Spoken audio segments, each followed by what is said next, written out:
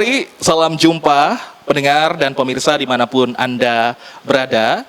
Senang sekali bersama saya Roy Lando ya. Pada kesempatan kali ini kita jumpa kembali menemani Anda semua dalam podcast Huma Itah, Rumah Kita, Suara Kita, Untuk Kita. Dan dalam episode kali ini ya kita akan membahas satu tema yang sangat penting, yaitu mengenai ekowisata di Taman Nasional Sebangau. Pendengar dan Kulabhari ya, kita akan menggali bagaimana masyarakat lokal ini bisa menjadi mitra aktif dalam kegiatan wisata, mulai dari pemandu wisata, penjual jasa paket wisata, dan juga masyarakat sekaligus penjaga konservasi kawasan. Nah, tentunya ketika masyarakat diberi ruang ya, mereka justru menjadi penjaga paling militan terhadap kawasan konservasi, dan data dari berbagai lokasi menunjukkan penurunan titik api dan meningkatnya laporan dini dari masyarakat. Sehingga konflik kawasan ini berkurang dan kepercayaan meningkat, dan semuanya dilakukan dengan prinsip konservasi. Nah, pada kesempatan ini saya tidak sendiri ya, karena kita sudah bersama tuan rumah. Ini ada Kepala Balai Taman Nasional Sebangau, Bapak Ruswanto SPMH, atau bisa disapa dengan Cak Rus, benar ya Pak? Oke, gimana kabarnya Cak Rus? Alhamdulillah baik, Mas Roy. Roy jadi berasa aneh ya manggil Cak Rus, biasanya panggil Pak. Gak apa-apa lah Pak. Sehat ya Pak Cak Rus ya? Alhamdulillah sehat. Oke. Cak Rus, ini kita akan membahas terkait wisata yang menjaga masyarakat yang berdaya. Nah, tentunya Cak Rus, kita pengen ngobrol-ngobrol juga bersama Cak Rus. Kalau kita lihat ya dengan topik kita, wisata yang menjaga masyarakat yang berdaya. Nah, tentunya ini sangat menggugah semangat konservasi dan pemberdayaan. Tentu ini bukan sekedar kata-kata ya Cak Rus ya, tapi ada implementasi nyata di lapangan. Dan tentunya kita pengen nanya juga bagaimana nih Balai Taman Nasional Sebangau ini menerjemahkan konsep tersebut dalam kebijakan pengelolaan kawasan wisata nih, Cak. Terima kasih Bang Roy. Selamat datang di Balai Taman Nasional Sebangau. Halo Pak Hari Sebangau, kita sebut Pak Hari. Iya Pak Hari. Iya, terima kasih kedatangannya teman-teman dari RRI Pro 1 FM di Kalimantan Tengah. Jadi Taman Nasional ini merupakan bagian dari UPT Kementerian Kehutanan yang menjaga hutan konservasi. Oke. Hutan konservasi itu levelnya paling tinggi, Bang Roy. Jadi paling atas itu hutan konservasi, di bawahnya ada hutan lindung, baru hutan produksi. Jadi strata kami hutan konservasi itu hutan tertinggi. Jadi itu merupakan benteng terakhir. Selama ini kita mengelola kawasan itu kita punya 3 pilar, prinsip 3P. Apa itu Pak? Pertama itu perlindungan, yang kedua pengawetan, perlindungan tadi perlindungan sistem penyangga kehidupan, kedua ini pengawetan keanekaragaman hayati, yang ketiga pemanfaatan secara lestari. Selama ini mulai saya kerja ya, sudah lama, sudah 20 tahun. Oh iya, baik. Tapi masih pengen panggil Cak ya. Oke. Jadi selama 20 tahun itu pertama kali saya kerja, prinsip pengelolaan di hutan konservasi itu selalu pertama P, perlindungan. Perlindungan ya Pak ya. Pengawetan, terakhirnya baru pemanfaatan. Ini ya selama saya bertugas di beberapa UPT itu konsep ini jalan, tapi ada memberikan rasa ada beberapa yang kurang puas ini. Jadi ini sekarang coba kita modif. Bagaimana melindungi kawasan itu mulai kita memanfaatkan. Dan memanfaatkan ini kita harus secara lestari tadi. Pemanfaatan di kita itu ada jasa wisata, jasa lingkungan air. Jadi di beberapa tempat kalau ada sumber air itu bisa jasa lingkungan air. Nah, di kita ini yang bisa jasa wisata. Kita ada beberapa set wisata di Punggu Alas itu di Kasongan, Sungai Koran itu di Palangkaraya, dan Mangkok itu di Pulang Pisau. Jadi lengkap di 3 seksi kami itu ada set wisata. Konsep kami terhadap wisata yang terjaga, masyarakatnya akhirnya ikut apa tadi, bergaya? Iya. Berjaya. Berdaya. Berdaya. Sorry. Jadi bagaimana kita mengelola kawasan ini, kita dari pemanfaatan wisata alam, kita libatkan masyarakat. Iya. Dari situ ternyata ketika masyarakat dikasih ruang, kasih kesempatan, dan ada pendampingan dari kita. Iya. Pendampingan ini juga pengawasan. Iya, betul. Akhirnya mereka juga merasa, oh iya, karena aku bisa memanfaatkan dan mendapatkan hasil dari wisata ini, jadi aku ada timbal balik lah. Iya. Bagaimana ikut menjaga kawasan, baik itu ikut kalau ada kita program menanam, ikut menanam juga. Iya. Kalau pas musim kebakaran itu langsung informasi hotspot. Oh, oke. Seperti itu. Iya. Ada pelanggar mencoba masuk, pertama mereka ingatkan, kalau nggak bisa diingatkan baru laporan ke petugas kami. Oke, baik. Itu. Jadi bagaimana kita mencoba mengelola berimprovisasi. Iya. Itu Mas Roy. Oke, baik. Jadi masyarakat ini ikut dilibatkan begitu. Betul, ya Pak ya, iya. Untuk berdaya juga. Jadi ini saling berkolaborasi juga bersama Balai Taman Nasional Sebangau. Jadi para masyarakat ini bisa mungkin mendapat pekerjaan, terus juga mendapat tambahan juga penghasilan untuk memperkenalkan manfaat dari manfaat juga ya, luar biasa sekali ya. Nah, Cak Rus, ini dalam pengembangan wisata di kawasan konservasi terkhususnya ya, ini ada kekhawatiran nih Pak tentang dampak terhadap ekosistem ya. Apa nih prinsip utama yang dipegang Balai dalam memastikan bahwa kegiatan wisata ini tidak merusak ekosistem Taman Nasional Sebangau ini Pak? Iya, kita memang ada dua pakem ya, bagaimana kita membuka wisata, dan ketika membuka wisata itu pasti ada dampaknya. Dan di situ di kami sih sebenarnya ada dua klasifikasi, Bang Roy. Ada mass tourism, ada ekoturism. Tapi ternyata meskipun dibuat ekoturism pasti ada dampaknya. Makanya di kami di konservasi sumber daya alam dan ekosistemnya kita menentukan kalau wisata alam di kawasan konservasi. Ada bahasa Inggrisnya tapi lupa saya. Iya. Ini Roy sebagai orang awam juga nih Pak, mungkin belum tahu. Apa itu mas tourism itu tadi Pak? Kalau mas tourism itu wisata yang umum. Jadi semua masyarakat mempunyai hak untuk ke tempat wisata. Iya, baik.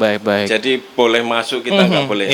Kalau ekoturism ini memang khusus terbatas. Wisata terbatas itu tadi. Nah, dari situ tadi bagaimana menjaga ekosistemnya kita terapkan, ya ini sudah pakemnya di KSDAE. Dilarang mengambil kecuali gambar.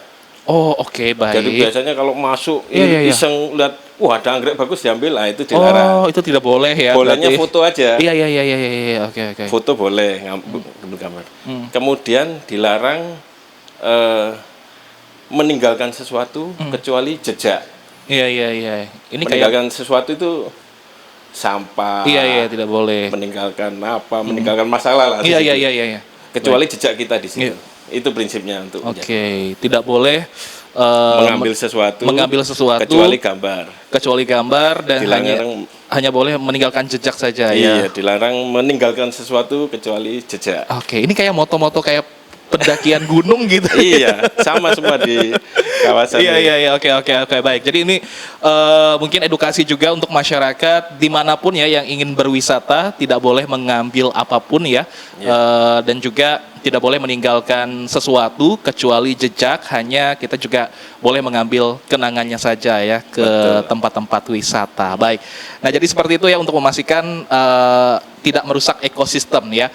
Nah, Cak Rus, ini tiap taman nasional pasti punya program unggulan yang menjadi andalan untuk menarik wisatawan dan juga sekaligus menjaga kelestarian. Nah, apa saja nih program unggulan dari Balai dalam mengembangkan ekowisata yang berbasis pelestarian lingkungan di Taman Nasional Sebangau ini?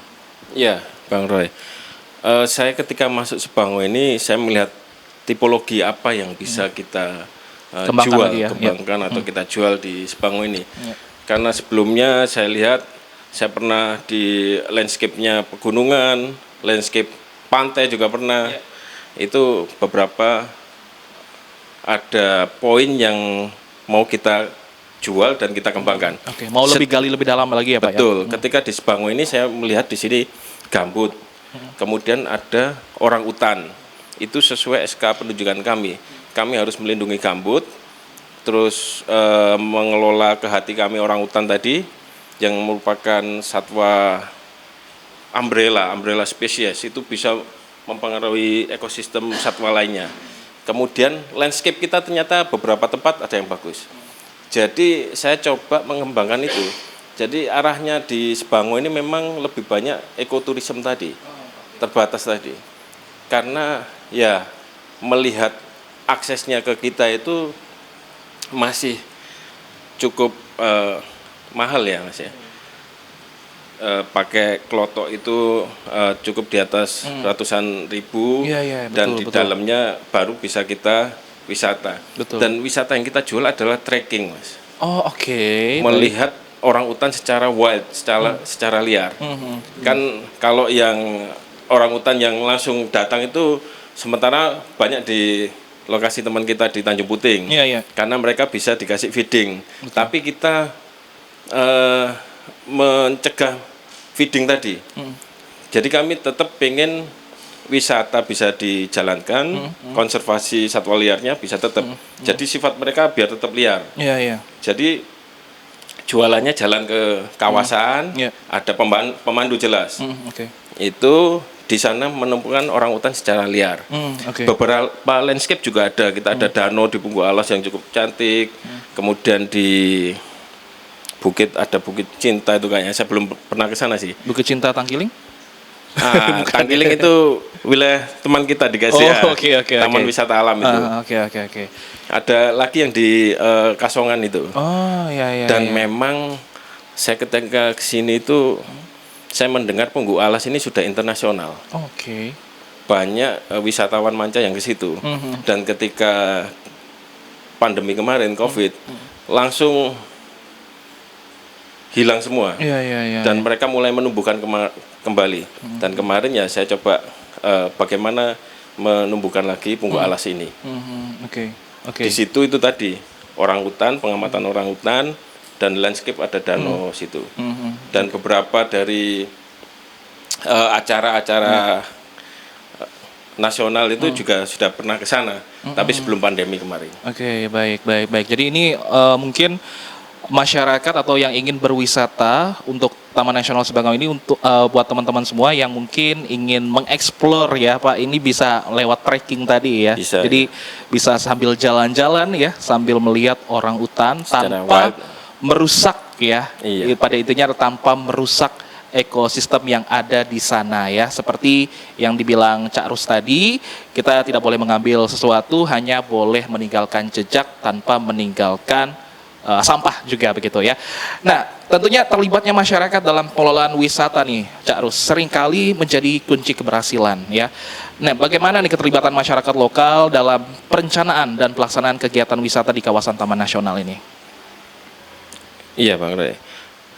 Dari masyarakat ini di tiap Taman Nasional atau wilayah wisata kita, tipologinya memang berbeda-beda. Iya, betul.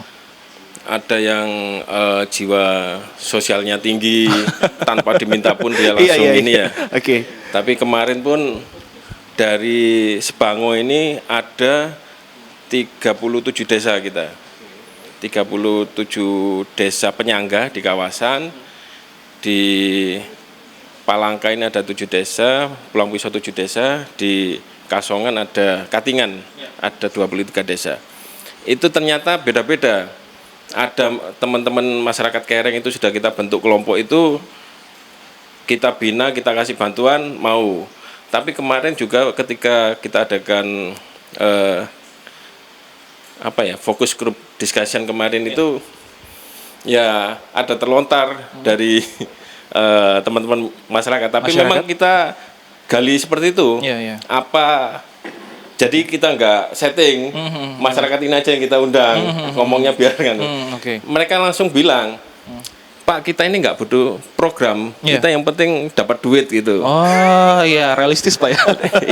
ya kita terima memang. Ya mungkin itu tadi, itu belum tersentuh dari program pemerintah atau apa, dari program kami sendiri. Nah itu tugas kami. Jadi yang sudah jalan itu kita dari 37 desa itu kita sudah intervensi positif ini ya. Membentuk kelompok masyarakat itu baru 20 desa. Oke, baru 20 desa. Itu ada kita bantuan perahu, bantuan madu kelulut, bantuan alat-alat wisata, dan kerajinan. Iya. Itu untuk menarik juga interaksi positif dengan kita. Dan yang wisata ini kita fokuskan ini di Kereng dan Punggu Alas sementara ini. Itu bantuan alat wisata sama perahu wisata. Oke. Yang tadi untuk ke tempat wisata. Oke. Baik, mungkin bisa break sebentar Pak. Ini ya, bisa minum ya sambil silakan. Kita ngobrol-ngobrol juga ya untuk Kulabhari dan juga pendengar semua yang mungkin ingin berwisata di Taman Nasional Sebangau ini mungkin sudah difasilitasi juga ya. Jadi untuk teman-teman semua yang ingin melihat ya bagaimana mengeksplor keindahan alam yang ada di tempat kita, khususnya di wilayah Kota Palangkaraya dan juga sekitarnya. Ini sudah ada Taman Nasional Sebangau yang sangat cantik dan mungkin sangat terkenal juga ya Pak ya di luar sana juga. Dan juga tadi ada Bumbu Alas nih Pak. Punggu Alas. Nah, ini menarik nih Pak, karena Roy sebagai orang sini juga belum tahu nih Punggu Alas. Itu Punggu Alas itu seperti apa Pak? Iya. Bisa dijelaskan Pak?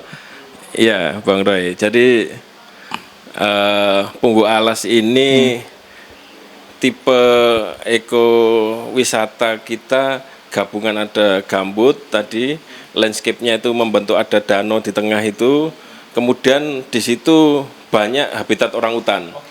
Jadi ketika wisatawan trekking sana hampir dipastikan ketemu orangutan liar. Oh iya. Jadi yang masih di pohon-pohon gitu itu. Iya. Dan itu dari pemandu kita sudah kita bekali ilmu dilarang mendekati satwa.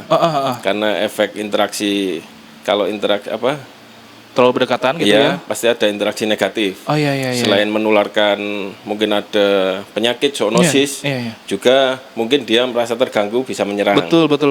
Itu. Jadi di Punggu Alas ini kemungkinan besar bisa ketemu orangutan.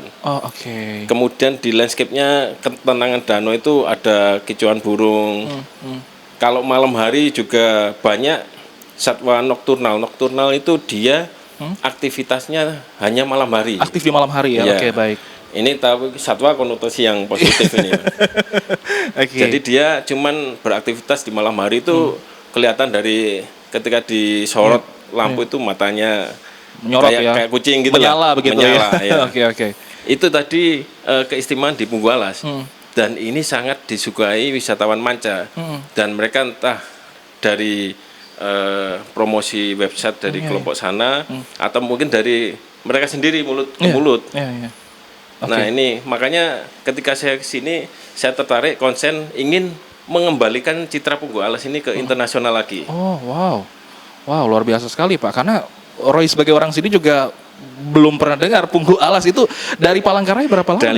Dari Palangkaraya perjalanan darat sekitar 5 jam sampai Kereng Pangkahi, terus ganti transportasi air itu sekitar 15 menit. Wow. Kemudian dari situ pakai klotok lah. Ada penginapan juga yang dikelola oleh kelompok masyarakat tadi, kelompok wisata. Mungkin ini wisata yang anti mainstream kata orang Pak. Jadi untuk Kulabhari atau pendengar semua yang ingin ke Punggu Alas ini bisa men-spend waktu 5 hingga 6 jam ya untuk sampai ke sana. Tapi kalau malam bisa ya Pak ya? Saya sarankan jangan kalau jangan ya. Iya. Karena ada beberapa wisata yang nokturnal tadi.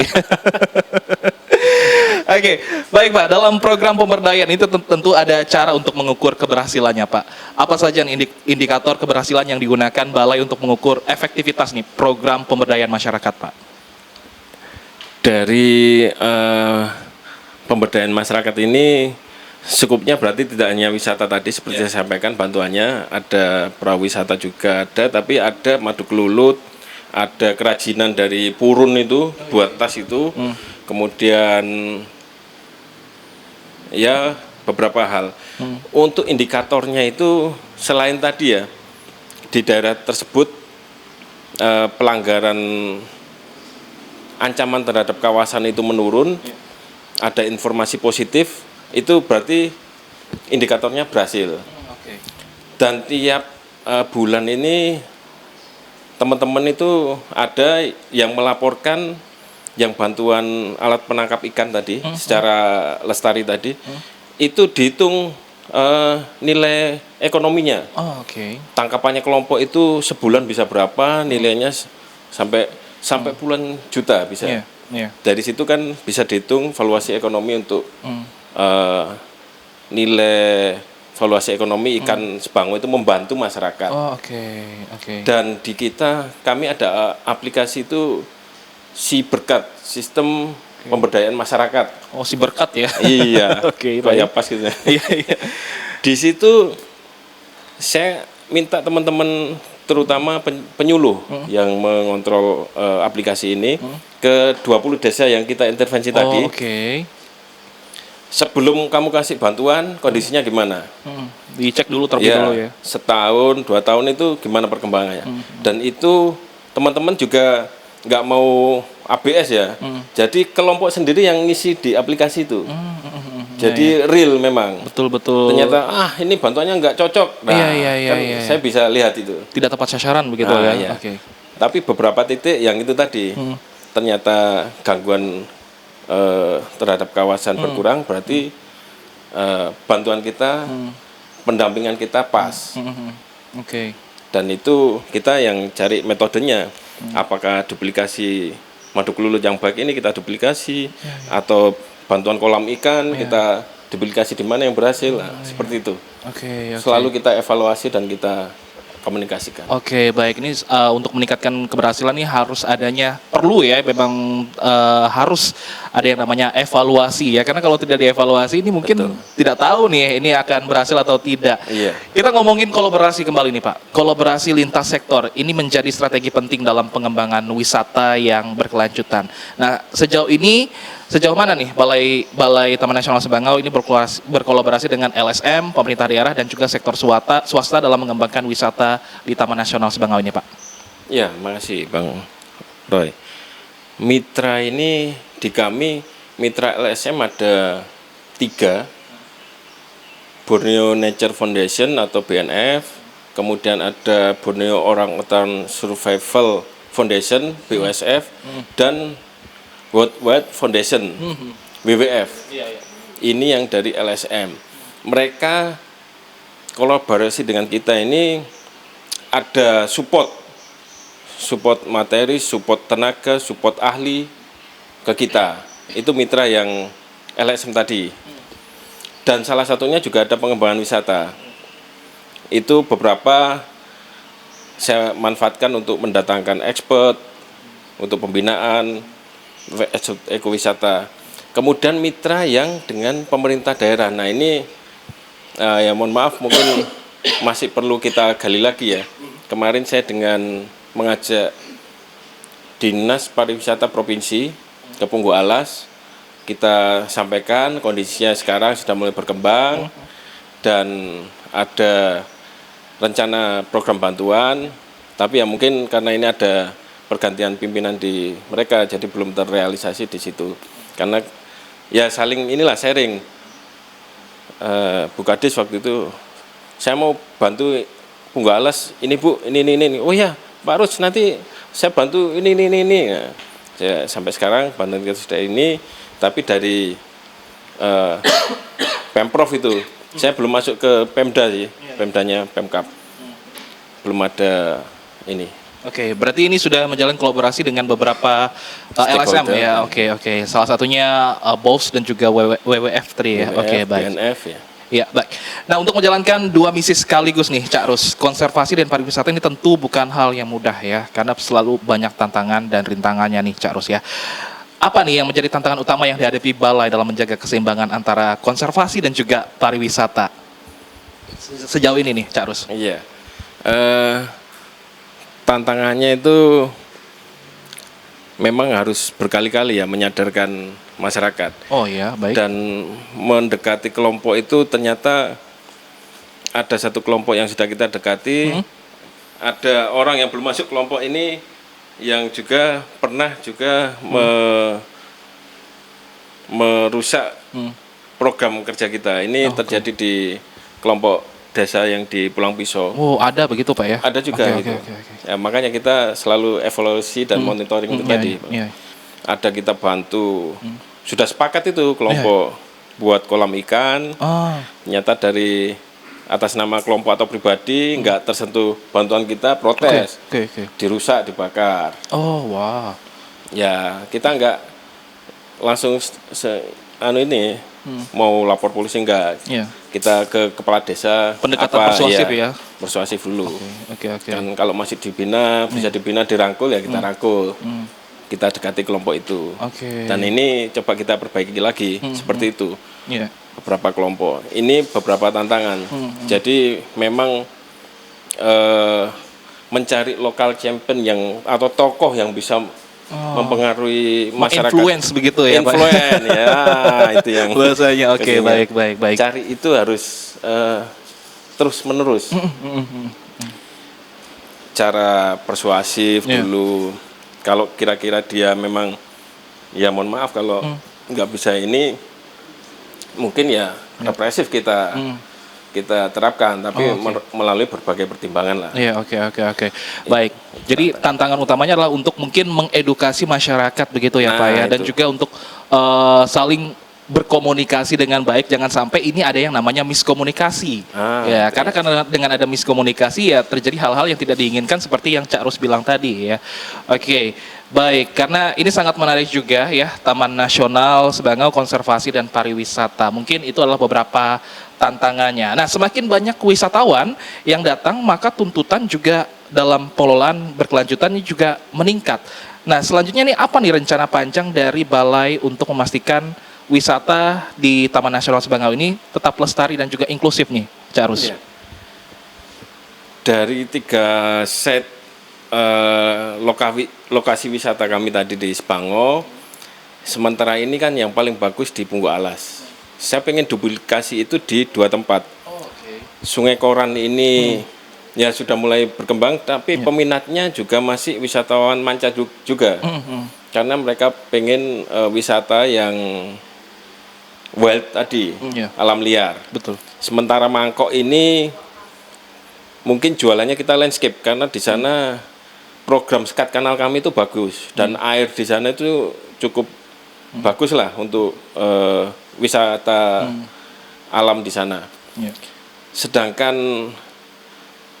untuk pemasarannya ini yang coba kita tingkatkan. Teman-teman medsosnya saya minta lebih sering mengupload betul. Punggung Alas. Terus kami menjaring jaringan link. Dan kemarin saya tadi sampaikan, saya pernah mendatangkan expert ekowisata untuk di Punggung Alas tadi. Beliau ini ada jaringan Eropa. Yang di sini tuh beliau itu membuat triangle katanya di Indonesia. Wisatawan pasti datang ke Medan terus ke bukan Jakarta ya, mana ya? Tempat, terus satunya itu ke Surabaya. Berapa banyak tempat begitu Pak ya? Iya. Ini kan nyebarnya, kalau Medan itu dulu tempat saya di Gunung Luser itu wisatawan, ini yang khusus ke kawasan konservasi. Konservasi. Di sana. Nah, dia itu mau jaring yang Surabaya ini. Jadi dari wisata yang bentukan, seperti di Bali kan wisata bentukan itu ya. Betul. Buat ini pantai atau apa. Ini mau di-link juga wisata ke sini. Nah itu tadi, saya minta dia itu bisa menjaring link dari pasar Eropa tadi. Selain kita menggiatkan medsos kita. Jadi rencana jangka panjangnya mungkin untuk lebih mempromosikan lagi ya Cak Rus ya, agar Taman Nasional atau konservasi dan pariwisata yang lainnya ini bisa dilirik ya oleh banyak orang, dan mungkin banyak sekali wisatawan yang ingin berwisata khususnya di Taman Nasional Sebangau ini. Sebelum kita akhiri obrolan podcast kita, sebelum kita break juga untuk minum kopi juga Pak. Cak Rus, mungkin ada closing statement atau kata-kata penutupkah untuk Kulapa Hari dan juga mungkin pendengar kita yang sedang mendengarkan podcast kita pada kesempatan kali ini? Silakan Cak Rus. Iya Pak. Dari kami itu bagaimana memahami alam dan isinya itu, mereka juga makhluk hidup seperti kita. Ketika kita memandang dia, menghargai dia, dia pasti akan juga menghargai kita. Begitu pula terkait ekowisata ini. Ketika kita memanfaatkan mereka dan menghargai mereka secara lestari, mereka pasti akan memberikan manfaat kita kepada kita, feedback yang juga lestari juga. Mungkin itu. Oke, berarti pada intinya adalah saling menghargai ya, Cak Rus ya, jangan sampai meskipun dengan alam. Iya, meskipun dengan alam ya, karena mereka juga hidup ya Pak. Betul, ya. Oke. Baik, luar biasa sekali Cak Rus perbincangan kita pada kesempatan kali ini ya. Kita sudah banyak sekali informasi yang sudah disampaikan oleh Cak Rus selaku Kepala Balai Taman Nasional Sebangau, Bapak Ruswanto SPMAH. Semoga diskusi dan inspirasi yang kita bagikan hari ini mampu mendorong kita semua baik sebagai pengelola wisata maupun bagian dari masyarakat untuk terus berkontribusi dalam membangun pariwisata yang berkelanjutan, dan mari juga kita mendukung ya wisata untuk menghargai, menguatkan identitas budaya dan tentu saja memberdayakan masyarakat sebagai garda terdepan pelestarian. Seperti yang Cak Rus bilang tadi, harus saling menghargai ya, meskipun dengan alam. Terima kasih telah menyimak podcast Huma Itah hari ini ya, membahas tentang bagaimana pariwisata dapat berjalan seiring dengan pelestarian alam dan pemberdayaan masyarakat juga. Sekali lagi terima kasih ya Cak Rus ya, untuk waktu dan informasi yang sangat berharga. Dan untuk Kulapahari dan pendengar semua yang sedang mendengarkan kita, jangan lupa untuk terus setia mendengarkan podcast Huma Itah, rumah kita, suara kita, untuk kita. Sampai jumpa.